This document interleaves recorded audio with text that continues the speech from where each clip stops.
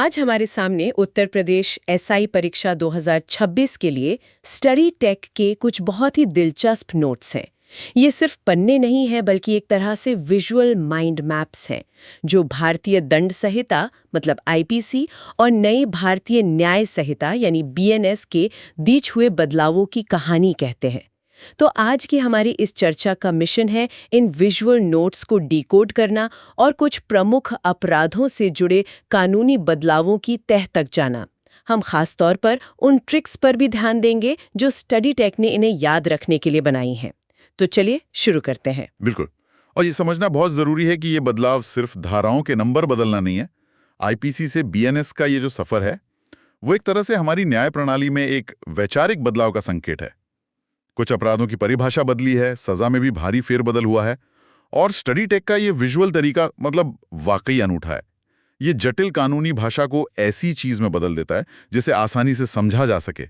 तो देखते हैं कि इन रंगीन नक्शों के पीछे असल कानूनी सोच क्या है। चलिए तो पहले विषय से ही शुरू करते हैं जो स्टडी टेक के नोट्स में सबसे ऊपर है, लापरवाही से मौत। यहाँ साफ दिखाया गया है कि पुरानी आईपीसी धारा 304A अब नई बीएनएस धारा 106(1) बन गई है और जो तस्वीरें इस्तेमाल की गई हैं वो भी एकदम पॉइंट पर हैं। एक तेज रफ्तार गाड़ी और एक डॉक्टर। हाँ, मतलब शायद लापरवाही का प्रतीक।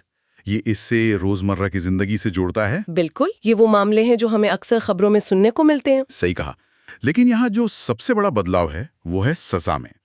पुरानी आईपीसी धारा 304A के तहत अधिकतम सजा 2 साल की जेल थी। अब नई बीएनएस धारा 106(1) के तहत इसे बढ़ाकर 5 साल तक कर दिया गया है। ये दुगने से भी ज्यादा की बढ़ोतरी है। 2 साल से सीधे 5 साल। ये तो सिर्फ एक छोटा मोटा बदलाव नहीं है, ये तो एक बहुत बड़ा उछाल है। इसके पीछे इतनी सख्ती की क्या वजह हो सकती है? क्या पुराना कानून नाकाफी था? बिल्कुल, आपका सवाल एकदम सही है। असल में ये बदलाव सालों से चल रही सार्वजनिक मांग और अदालती टिप्पणियों का सीधा नतीजा है। कई हाई प्रोफाइल मामलों में ये बात बार बार उठी कि 2 साल की सजा, खासकर रैश ड्राइविंग के मामलों में, वो बिल्कुल भी डिटरेंट नहीं थी, मतलब निवारक नहीं थी। कुछ लोग तो इसे लाइसेंस टू किल द कहने लगे थे।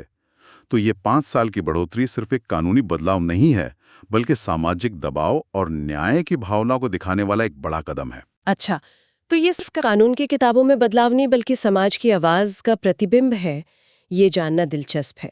अब देखती हूँ कि स्टडी टेक ने इतने महत्वपूर्ण सेक्शन को याद रखने के लिए क्या तरीका निकाला है। हाँ, ये रहा। ये काफी मजेदार है। इसमें लिखा है 304A यानी एक्सीडेंट अब 106 है। क्रिकेट में छक्का मारने के चक्कर में कैच आउट हो गए। हाँ, वैसे ही रोड पे हीरो बनने के चक्कर में छक्का यानी 106 लग गया, मतलब एक्सीडेंट। अरे वाह, ये तो कमाल की ट्रिक है। क्रिकेट का जुनून तो भारत में हर किसी को है, और छक्का शब्द को सीधे सेक्शन 106 से जोड़ना, ये इसे तुरंत यादगार बना देता है। ये जो जटिल सेक्शन नंबरों को याद रखने का बोझ है ना, उसे हल्का कर देता है। तो धारा 106 पार्ट 1 लापरवाही से हुई मौत के उन मामलों को कवर करती है जहां अपराधी मौके पर है। लेकिन स्टडी टेक के नोट्स में इसी धारा के दूसरे हिस्से 106 के 2 पर खास जोर है और उसे उन्होंने सबसे बड़ी कंट्रोवर्सी का टाइटल दिया है। ये हिट एंड रन से जुड़ा है। हाँ, और ये शायद इन नए कानूनों में सबसे ज्यादा बहस वाला प्रावधान रहा है।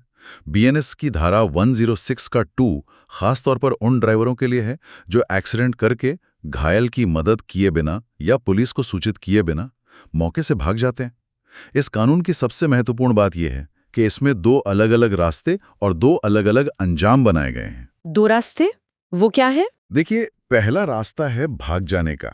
अगर ड्राइवर टक्कर मारकर भाग जाता है तो ये एक बहुत गंभीर अपराध माना जाएगा और उसे 10 साल तक की जेल और भारी जुर्माना हो सकता है। ये बहुत सख्त है। लेकिन कानून एक दूसरा रास्ता भी देता है, जो जिम्मेदारी का रास्ता है। अगर ड्राइवर दुर्घटना के बाद रुकता है, घायल को अस्पताल पहुंचाता है या तुरंत पुलिस या मजिस्ट्रेट को घटना की सूचना देता है, अच्छा, तो उस पर धारा 106(2) नहीं बल्कि 106(1) लगेगी, जिसमें सजा 5 साल तक है। ये तो बहुत दिलचस्प है। मतलब कानून सजा कम करने का एक सीधा इंसेंटिव दे रहा है। बिल्कुल। अगर आप एक जिम्मेदार नागरिक की तरह व्यवहार करते हैं तो।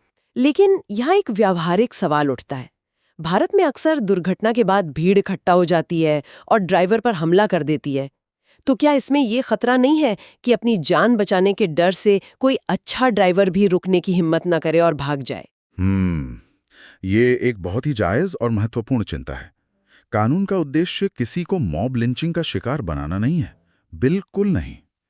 इस प्रावधान का मुख्य उद्देश्य उस मानसिकता को बदलना है जहां लोग बिना किसी परवाह के भाग जाते हैं। कानून ये उम्मीद करता है कि ड्राइवर मौके से हटकर तुरंत नजदीकी पुलिस स्टेशन जाकर रिपोर्ट करे। ये भाग जाने और सुरक्षित स्थान पर जाकर रिपोर्ट करने के बीच के अंतर को समझता है। बेशक हर मामला अपने तथ्यों पर निर्भर करेगा, लेकिन इरादा इंसानियत को पुरस्कार करना है। समझ गई। तो इरादा नेक है, भले ही जमीनी हकीकत थोड़ी जटिल हो। देखते हैं स्टडी टेक ने इस दुविधा को कैसे सरल किया है। उनकी ट्रिक एकदम सीधी और सपाट है। ड्राइवर भाई ध्यान दें, भागोगे तो 10 साल यानी सेक 1062, रुकोगे तो 5 साल यानी सेक 1061, और साथ में एक लाइन भी है, सरकार ने कहा भागना भारी पड़ेगा। ये तो इस जटिल कानूनी प्रावधान का सार एक लाइन में बता देता है। बिल्कुल, ये सीधे तौर पर कानून के इरादे को आम भाषा में समझा देता है। बहुत प्रभावी है। और ये पूरी चर्चा जहां मौत तो होती है पर मारने का सीधा इरादा नहीं होता, ये हमें हमारे अगले विषय की ओर ले जाती है, जो कानून की दुनिया का एक क्लासिक ग्रे एरिया है। अब बात कर रहे हैं गैर इरादतन हत्या यानी कल्पेबल होमिसाइड। पुरानी आईपीसी की धारा 304 अब नई बीएनएस की धारा 105 बन गई है। स्टडी टेक के नोट्स में इसे समझाने के लिए एक तस्वीर है जिसमें दो लोगों के बीच झगड़ा हो रहा है और खास तौर पर लिखा है कि यह मर्डर से कम गंभीर है। हाँ, और जब किसी को मारने का इरादा नहीं था, लेकिन झगड़े या गुस्से में जान चली गई। यहाँ कानून इरादे यानी इंटेंशन और जानकारी यानी नॉलेज के बीच एक बहुत ही महीन रेखा खींचता है। ये समझना एस्पिरेंट्स के लिए बहुत जरूरी है। बीएनएस 105 के तहत दो तरह की सजा का प्रावधान है। अगर काम इस इरादे से किया गया था कि मौत हो जाए, तो सजा उम्र कैद या 10 साल तक की जेल हो सकती है। लेकिन अगर मारने का इरादा तो नहीं था, पर यह जानकारी थी कि उस काम से मौत हो सकती है, तो सजा 10 साल तक की है। ये अंतर सुनने में बहुत मामूली लगता है, इरादा और जानकारी। क्या आप इसे किसी असल दुनिया के उदाहरण से समझा सकते हैं ताकि ये और साफ हो जाए? जरूर। इसे ऐसे समझिए, मान लीजिए दो लोगों में जमीन का कोई पुराना विवाद है और एक व्यक्ति दूसरे को जान से मारने के इरादे से लोहे की रॉड से उसके सिर पर वार करता है और उसकी मौत हो जाती है। ये साफ तौर पर इरादतन है। लेकिन अब दूसरी स्थिति देखिए। दो दोस्तों में क्रिकेट मैच को लेकर मजाक मजाक में धक्का मुक्की हो जाती है और एक दोस्त दूसरे को जोर से धक्का देता है। उसका सिर पीछे कंक्रीट की दीवार से टकरा जाता है और उसकी मौत हो जाती है। यहाँ दोस्त को मारने का इरादा नहीं था, लेकिन धक्का देने वाले को ये जानकारी थी कि इतनी जोर से धक्का देने से गंभीर चोट लग सकती है। हाँ, या मौत भी हो सकती है। तो ये दूसरा मामला बीएनएस 105 के दायरे में आएगा। ये बात अब बीएनएस का 105 है। पंच, गुस्से में एक पंच मारा और वो मर गया। इरादा नहीं था, बस पंच यानी 105 लग गया, तो धारा 105 लगेगी। ये शब्दों का खेल तो बहुत चालाक है। पंच को सीधे धारा 105 से जोड़ दिया। ये बहुत स्मार्ट है, लेकिन आपका सवाल यहाँ पर भी लागू होता है। एक पंच से हमेशा मौत नहीं होती, वो मारपीट भी हो सकती है। तो ये ट्रिक बस एक मेमोरी हुक है, कानूनी सलाह नहीं। छात्रों को ये याद रखना होगा कि ट्रिक सिर्फ सेक्शन नंबर के लिए है, कॉन्सेप्ट को उदाहरण से ही समझना होगा। सही कहा। तो बीएनएस 105 उस स्थिति के बारे में है जहाँ एक काम का नतीजा मौत होता है, भले ही इरादा ना हो। लेकिन क्या होगा अगर मारने का पूरा इरादा हो पर वो काम कामयाब ना हो? ये हमें स्टडी टेक के अगले विषय पर लाता है, हत्या की कोशिश, जिसे नोट्स में लिखा है कि गांव में हाफ मर्डर भी कहते हैं। पुरानी और बहुत प्रसिद्ध आईपीसी धारा 307 अब वो नई बीएनएस धारा 109 बन गई है। ये एक ऐसा अपराध है जहां इरादा तो हत्या का ही होता है, लेकिन किसी वजह से पीड़ित की जान बच जाती है। स्टडी टेक की तस्वीर इसे बखूबी दिखाती है। एक हमलावर है और एक व्यक्ति ढाल से बच रहा है, जिसके ऊपर लिखा है बच गया।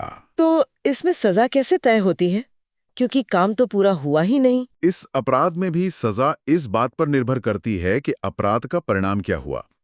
अगर किसी ने हत्या की कोशिश की, जैसे गोली चलाई, लेकिन निशाना चूक गया, तो ये सिर्फ एक कोशिश है। इसके लिए 10 साल तक की सजा का प्रावधान है। लेकिन अगर उस कोशिश के दौरान पीड़ित को गंभीर चोट लगती है, मान लीजिए गोली हाथ या पैर में लग गई, तो कानून इसे और भी संगीन मानता है। ऐसी स्थिति में सजा बढ़कर उम्र कैद तक हो सकती है। मतलब कानून सिर्फ इरादे को नहीं बल्कि उस इरादे से हुए नुकसान को भी तोल रहा है। ये एक महत्वपूर्ण अंतर है। बिल्कुल। ये अपराध के परिणाम की गंभीरता को दिखाता है। और इस धारा को याद रखने का जो तरीका इन नोट्स में दिया है, वो मुझे खास तौर पर पसंद आया, क्योंकि वो एक बहुत ही आम संवाद से जुड़ा है। उन्होंने 9 शब्द पर ध्यान केंद्रित किया है। हाँ, मैंने देखा। ट्रिक कहती है IPC 307 बहुत फेमस था, अब 109 है, 9। उसने कहा नो, मैं नहीं मरूंगा, यानी वो बच गया, तो धारा 109 लगेगी। ये एक छोटी सी कहानी की तरह है। 9 से नो और 9 से नहीं मरूंगा, ये सीधे दिमाग में बैठ जाता है। सही है। ये कहानी बनाने का तरीका जानकारी को सिर्फ रटने की जगह समझने में मदद करता है। अब तक हमने शारीरिक हिंसा से जुड़े अपराधों की बात की, लेकिन हमारी चर्चा का आखिरी विषय एक ऐसे अपराध से जुड़ा है जो दिखता नहीं पर उतना ही घातक हो सकता है। हमारा आखिरी विषय है आत्महत्या के लिए उकसाना, अबैटमेंट ऑफ सुसाइड। पुरानी IPC धारा 306 अब नई BNS धारा 108 है। इसे और भी प्रासंगिक बनाने के लिए स्टडी टेक ने नोट्स में सुशांत सिंह राजपूत केस का उदाहरण भी दिया है, जो इसे हाल की घटनाओं से जोड़ता है। इसमें सजा 10 साल तक की है। कानूनी तौर पर उकसाना या एबेटमेंट एक बहुत ही जटिल अवधारणा है। इसका मतलब सिर्फ किसी को आत्महत्या के लिए कहना नहीं होता। इसमें किसी व्यक्ति को ऐसी स्थिति में डालना, उसे मानसिक रूप से इतना प्रताड़ित करना या ऐसी सहायता देना शामिल है जिससे वो आत्महत्या करने पर मजबूर हो जाए। इसे अदालत में साबित करना अक्सर बहुत मुश्किल होता है। और शायद इसीलिए, क्योंकि ये साबित करना इतना मुश्किल है, इसका सेक्शन नंबर याद रखना और भी जरूरी हो जाता है। देखती हूँ स्टडी टेक ने इसके लिए क्या किया है। वाह, इनकी जो ट्रिक है वो शायद इन सब में सबसे यादगार और असरदार है। ट्रिक है IPC 306 गया, अब एम्बुलेंस का नंबर क्या होता है? 108। अगर किसी को इतना तंग किया कि उसे 108 यानी एम्बुलेंस बुलानी पड़ गई, यानी उसने सुसाइड कर लिया, तो आप धारा 108 में जेल जाओगे। ये वाकई बहुत प्रभावशाली है। ये सिर्फ एक नंबर का खेल नहीं है, ये एक बहुत ही शक्तिशाली विजुअल और भावनात्मक कनेक्शन बनाता है। एम्बुलेंस का नंबर 108 हर किसी को पता होता है, और उसे सीधे इस अपराध के सेक्शन नंबर से जोड़ना न केवल इसे यादगार बनाता है, बल्कि उस अपराध की गंभीरता का एहसास भी कराता है। यह दिखाता है कि कैसे एक अच्छा मेमोनिक सिर्फ याद करने में ही नहीं, बल्कि कॉन्सेप्ट को महसूस करने में भी मदद कर सकता है। तो स्टडी टेक के इन विजुअल नोट्स के जरिए हमने IPC से BNS में हुए कुछ बड़े बदलावों को समझा। लापरवाही के लिए सजा बढ़ाने से लेकर हिट एंड रन में जिम्मेदारी को प्रोत्साहित करने तक ये बदलाव वाकई बहुत महत्वपूर्ण है, और इन ट्रिक्स ने इन्हें समझना और याद रखना काफी आसान बना दिया। बिल्कुल। अगर हम इसे बड़े परिप्रेक्ष्य में देखें तो ये बदलाव दिखाते हैं कि कानून कोई स्थिर दस्तावेज नहीं है। ये समाज की जरूरतों और धारणाओं के साथ लगातार विकसित होता है ना? सजा को और तर्कसंगत बनाने और समाज में हो रहे बदलावों के हिसाब से अपराधों से निपटने की एक कोशिश है। और स्टडी टेक जैसे साधनों का इस्तेमाल ये भी दिखाता है कि सीखने के तरीके भी बदल रहे हैं। जो लोग UPSI 2026 की तैयारी कर रहे हैं, उनके लिए ये किसी खजाने से कम नहीं हो सकते। ये स्टडी टेक के नोट्स हैं। अच्छा, स्टडी टेक। हाँ, और इनमें भारतीय दंड संहिता यानी IPC और जो नई भारतीय न्याय संहिता है BNS, उसके बीच के फर्क को बहुत अच्छे से समझाया गया है। खासतौर पर चोट और मारपीट वाले कानूनों पर, है ना? बिल्कुल। और सच कहूं तो इनका डिजाइन बड़ा मजेदार है। रंग बिरंगी चित्र, एकदम साफ सुथरे फ्लो चार्ट्स और कुछ ऐसी ट्रिक्स हैं जो आप चाह कर भी नहीं भूल सकते। हाँ, ये तो अच्छी बात है। तो आज हमारी कोशिश यही रहेगी कि इन मुश्किल कानूनी धाराओं को इतना सरल बना दें कि ये दिमाग में बैठ जाएं। चलिए इन पर गहराई से बात करते हैं। बिल्कुल। और ये सिर्फ परीक्षा की तैयारी करने वालों के लिए ही नहीं है। मुझे लगता है एक नागरिक के तौर पर भी हमें पता होना चाहिए कि हमारे कानून कैसे बदल रहे हैं। सही बात है। BNS ने सिर्फ धाराओं के नंबर नहीं बढ़ने हैं, उसने कुछ अपराधों की परिभाषा और क्या कहते हैं सजा के तरीकों को भी बदला है। और ये नोट्स उन बदलावों को समझने का एक बहुत अच्छा शुरुआती पॉइंट है। तो चलिए पहले पन्ने से ही शुरू करते हैं। यहाँ चोट और गंभीर चोट के बीच का फर्क समझाया गया है। Hurt versus grievous hurt. हाँ, मान लीजिए 2 लोगों में कोई बहस हो जाती है और एक दूसरे को थप्पड़ मार देता है। अब नया कानून इसे कैसे देखता है? क्या ये चोट है? हाँ, ये साधारण चोट का एक मतलब क्लासिक उदाहरण है। बीएनएस की धारा 114। जो पहले आईपीसी की धारा 319 होती थी। बिल्कुल। तो ये धारा कहती है कि किसी भी व्यक्ति को शारीरिक दर्द, बीमारी या कमजोरी पहुंचाना चोट है। अच्छा। जैसा कि इन स्टडी टेक के नोट्स में तस्वीर भी बनी है, एक थप्पड़ मारना या किसी के बाल खींचना, ये सब इसी में आता है। कोई भी ऐसा काम जिससे दूसरे को शारीरिक तकलीफ हो। ठीक है, तो एक थप्पड़ साधारण चोट है, लेकिन अगर उसी झगड़े में बात बढ़ जाए और किसी की हड्डी टूट जाए, तब तो ये मामला पूरी तरह से बदल जाता होगा, है ना? बिल्कुल। तब हम साधारण चोट के दायरे से निकलकर गंभीर चोट में आ जाते हैं। और इसके लिए कौन सी धारा है? इसके लिए है बीएनएस की धारा 116, जो पहले आईपीसी की धारा 320 थी। और कानून ने इसे बहुत साफ तौर पर 8 अलग-अलग श्रेणियों में बांटा है ताकि कोई कंफ्यूजन न रहे। 8 श्रेणियां? अरे वाह! जैसे कि? जैसे कि किसी की आंख की रोशनी या कान की सुनने की शक्ति को स्थायी रूप से खत्म कर देना, ओ, या किसी अंग या जोड़ को हमेशा के लिए बेकार कर देना, किसी की हड्डी या दांत तोड़ देना, या फिर किसी का चेहरा स्थायी रूप से बिगाड़ देना।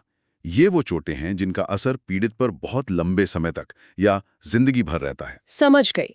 और यहीं पर इन नोट्स में एक बड़ा बदलाव वाला बॉक्स है जो मेरा ध्यान खींच रहा है। हाँ, वो बहुत जरूरी है। इसी में 20 दिन, बीएनएस में 15 दिन।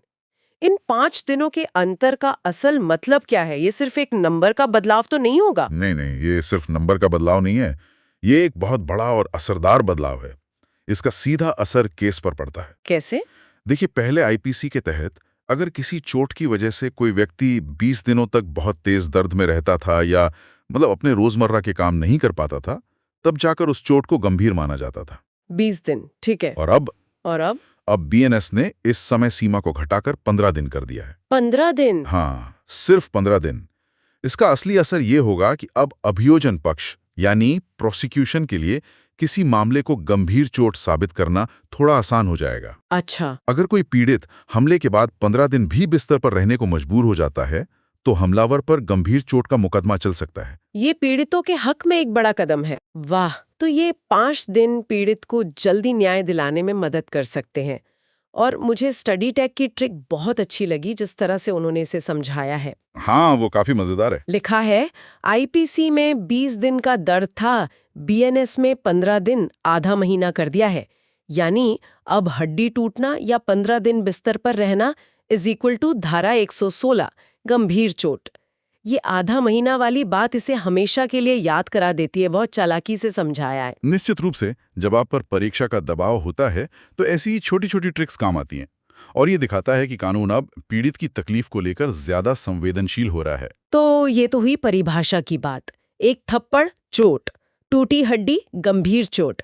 लेकिन असली सवाल तो सजा का है। हाँ, पनिशमेंट्स। अगर कोई किसी को थप्पड़ मारता है तो उसे क्या सजा होगी? और क्या वो सजा तब भी वही रहेगी अगर हाथ की जगह चाकू इस्तेमाल हुआ हो? बहुत अच्छा सवाल है। यहीं से कानून की परतें खुलती हैं। चलिए पहले साधारण थप्पड़ की बात करते हैं, यानी बिना किसी खतरनाक हथियार के। ठीक है। यह आता है बीएनएस की धारा 115 उपधारा 2 के तहत। ये पहले आईपीसी की धारा 323 थी। 323, ओके। इसमें 1 साल तक की सजा या जुर्माना या दोनों हो सकते हैं। 1 साल तक। और स्टडी टेक में इसके लिए भी एक ट्रिक दी है। ये तो कमाल है। क्या लिखा है? धारा 115 के लिए लिखा है 115 एक हाथ से 5 उंगलियों का थप्पड़। हाँ, ये तो मैंने सोचा ही नहीं था। ये तो सीधे एक्शन को धारा के नंबर से जोड़ देता है। बिल्कुल। विजुअल मेमोरी और ऐसे जुमले चीजों को रटने की जगह समझने में मदद करते हैं। सही बात है। अब आते हैं आपके दूसरे सवाल पर। अगर हाथ की जगह हथियार का इस्तेमाल हो, जैसा कि स्लाइड में एक चाकू और डंडा बना हुआ है, हाँ, तब क्या होगा? तब मामला पूरी तरह बदल जाता है। तब ये बीएनएस की धारा 118 उपधारा 1 के तहत आएगा, जो पहले आईपीसी 324 थी। एकदम सही। यहाँ खतरनाक हथियार का मतलब है कोई ऐसी चीज जिससे मौत होने की संभावना हो, जैसे चाकू, बंदूक या कोई भारी डंडा। जैसा कि स्लाइड में एक चाकू और डंडा बना हुआ है। हाँ, तब क्या होगा? तब मामला पूरी तरह बदल जाता है। तब ये बीएनएस की धारा 118 उपधारा 1 के तहत आएगा, जो पहले आईपीसी 324 थी। एकदम सही। यहाँ खतरनाक हथियार का मतलब है कोई ऐसी चीज जिससे मौत होने की संभावना हो, जैसे चाकू, बंदूक या कोई भारी डंडा।